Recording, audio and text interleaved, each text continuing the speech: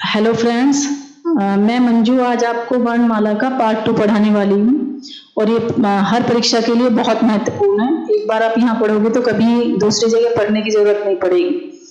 इसमें first question है आपका, स्पर्श व्यंजन संख्या में कितने होते हैं? स्पर्श व्यंजन संख्या में 25 होते हैं। और ये 25 कौन कौन से होते हैं? ये 25 होते हैं क वर्ग से लेके क वर्ग से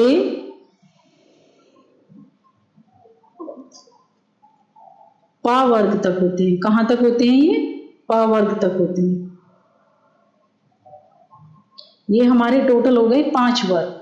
5 वर्ग में प्रत्येक वर्ग में कितने वर्ण आते हैं? 5 आते हैं। 5 मिलाकर कितने हो गए? ये 25, यानी कि 25। कितने संख्या में कितने होते हैं स्पर्श व्यंजन? 25। क्वेश्चन नंबर 2, वर्णमाला में कुल वर्णों की संख्या होती है। कितनी होती है वर्णमाला में कुल वर्णों की संख्या? वर्णमाला में कुल वर्णों की संख्या हमारी होती है 52, यानी कि 52। कितनी होती है? 52। इसमें हमारे स्पर्श व्यंजन भी होते हैं 25। अब ये मैंने सारा आपको डिटेल्स में थर्ड क्वेश्चन में दिया हुआ है। क्वेश्चन नंबर 3 है, प्रत्येक वर्ण का नाम व संख्या लिखिए। अब मैंने जैसा आपको ऊपर बताया था 52 वर्ण कितने होते हैं हमारे? 52। और 52 को मैंने यहाँ अलग अलग आपको नाम सहित बताया है। इसमें हमारे स्वर होते हैं 11, व्यंजन होते हैं हमारे 33, अयोग वह होते हैं हमारे 2, अह, ये 2 हमारे अयोग वह होते हैं। परीक्षा में क्वेश्चन आते ही आते हैं, कभी स्वर पूछ लिया जाता है, कभी व्यंजन की संख्या पूछ ली जाती है, कभी आपसे अयोग वह पहचानने के लिए बोल दिया जाता है। अब हमारा उत्क्षिप्त व्यंजन। उत्क्षिप्त व्यंजन कितने होते हैं? ये होते हैं हमारे 2। कितने होते हैं? 2। उत्क्षिप्त व्यंजन भी 2 होते हैं। ये होता है हमारा अना और ध, यानी डो ध। स्पर्श व्यंजन ये संख्या में कितने होते हैं? 25 होते हैं। कौन से वर्ग से कौन से वर्ग तक होते हैं? का वर्ग से लेके पा वर्ग तक। और प्रत्येक वर्ग में 5 वर्ण आते हैं। टोटल हमारे 25 यानी 25 होते हैं। अब है अंतस्थ व्यंजन। इनका दूसरा नाम मैंने बताया आपको अर्ध स्वर भी होता है। ये संख्या में कौन कौन कितने होते हैं? संख्या में 4 होते हैं, य, र, ल, व। अब हमारा ऊष्म व्यंजन। ऊष्म व्यंजन कितने होते हैं संख्या में? 4। एक होता है हमारा श, षट, स, ह। अब है हमारे संयुक्त व्यंजन।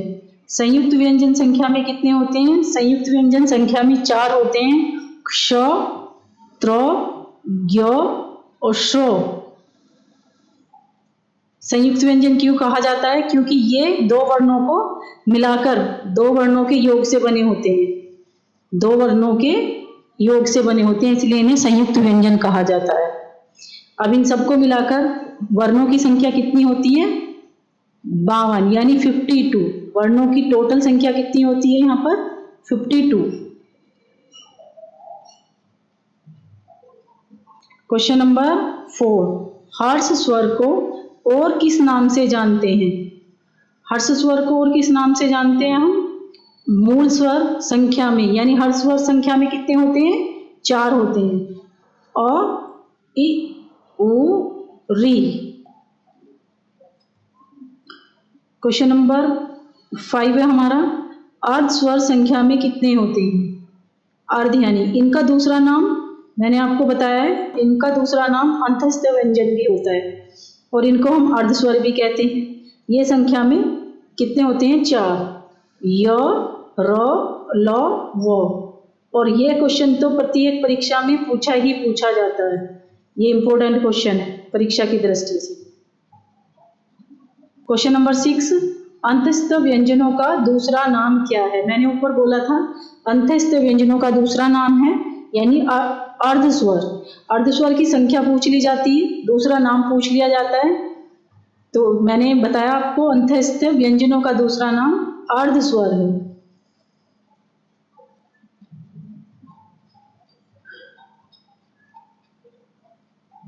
क्वेश्चन नंबर 7, क, ख, ग, घ, न का उच्चारण यानी अंग बोलते हैं इसको, का उच्चारण, स्थान व नाम बताओ।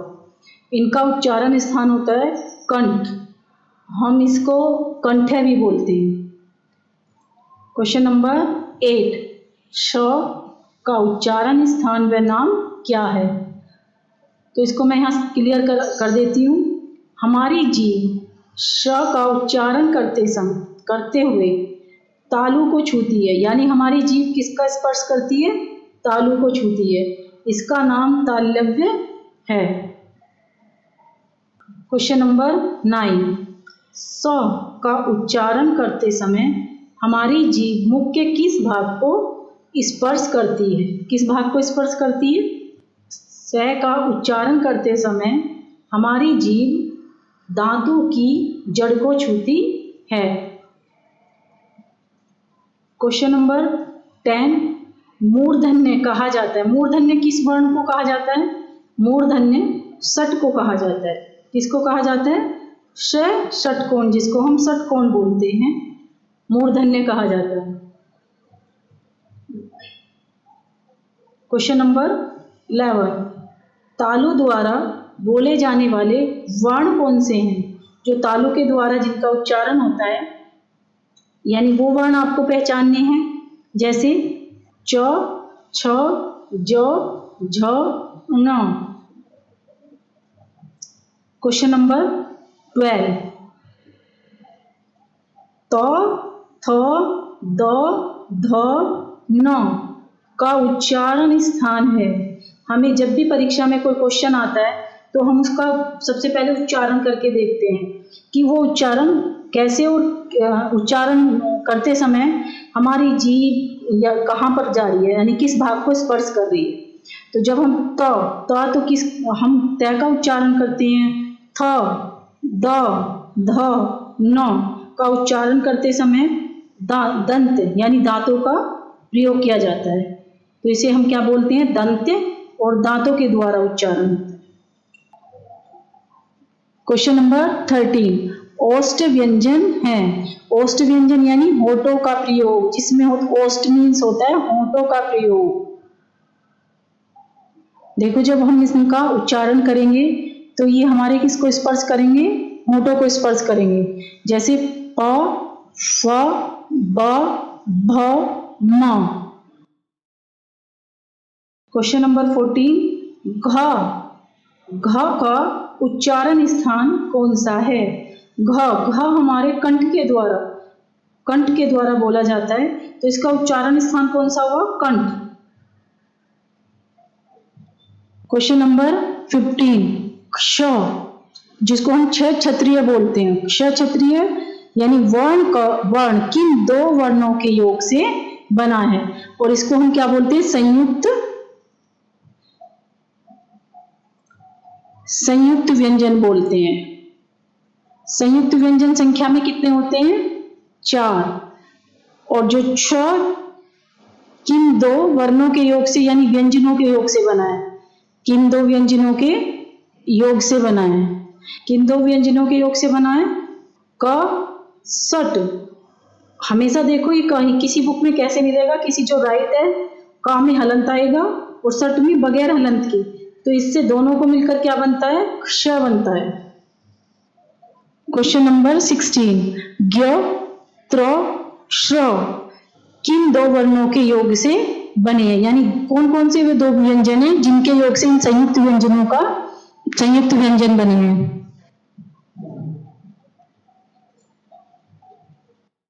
ज, अन मिलकर क्या बनता है?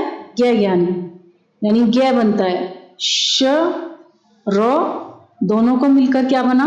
श्रमिक यानी श, श्रेय। तो र मिलकर क्या बना? त्र। क्वेश्चन नंबर 17, किस स्वर की कोई मात्रा नहीं होती? किस स्वर की कोई मात्रा नहीं होती है? अ की कोई मात्रा नहीं होती। क्वेश्चन नंबर है 18, संयुक्त व्यंजन किसे कहते हैं? मैंने आपको ऊपर बताई हैं, ये हमारे 4 संयुक्त व्यंजन होते हैं। एक होता है हमारा श, एक होता है हमारा ज्ञ, एक होता है हमारा त्र, एक होता है हमारा श्र। यानी ये 4 हमारे संयुक्त व्यंजन होते हैं और इनको मैंने यहाँ परिभाषा के द्वारा क्लियर किया है।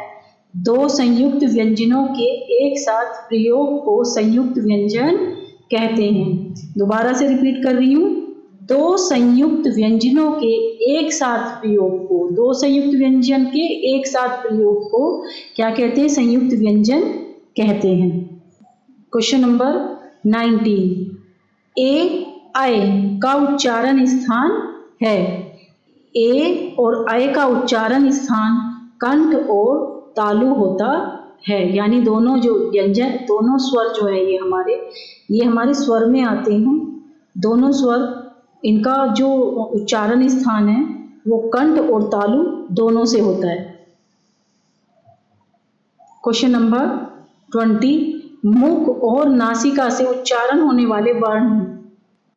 ये 5 वर्ण मुख और नासिका की सहायता से बोले जाते हैं।